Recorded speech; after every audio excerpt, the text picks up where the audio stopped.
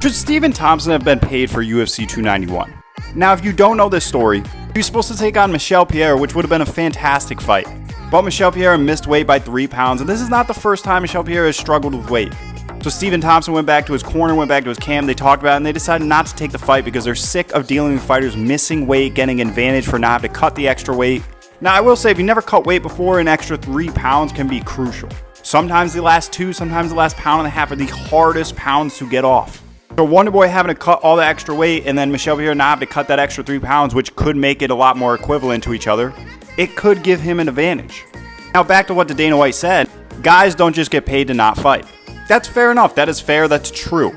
So I understand both sides. Dana White was aggravated because when your opponent misses weight, the UFC will offer you 30% of your opponent's purse. So even if your opponent beats you, you get another 30% of what they were supposed to get.